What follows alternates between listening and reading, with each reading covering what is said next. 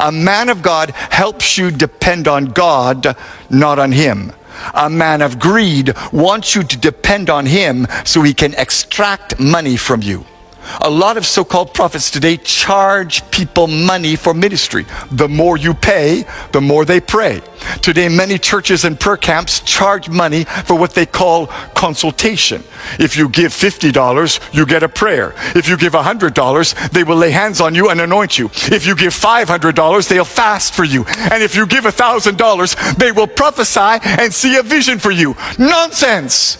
Anybody who charges you for prayer or ministry is in error. Mark my words. A day of judgment is coming on the false prophets and the fake pastors in this land. They tell you, buy this anointing oil, buy this holy water, buy this prayer cloth.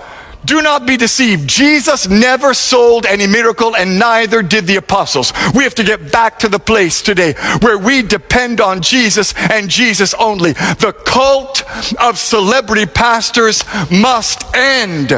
And here's the problem we make today. We think if a prophet speaks words that come to pass, well, then it means he's a true man of God. We think if a pastor performs miracles, signs, and wonders, that he must be operating in God's supernatural power.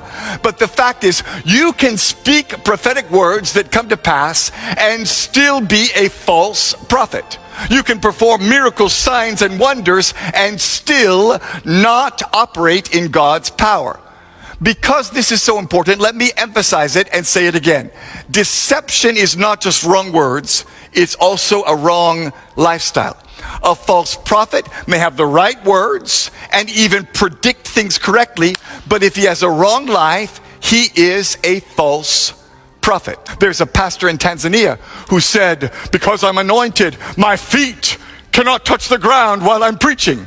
He stood on top of his members while he preached. What is that? Nonsense. The pride in pastors today is making God angry. Pastors tell their members, bow down, kneel down, touch my feet. Stop it.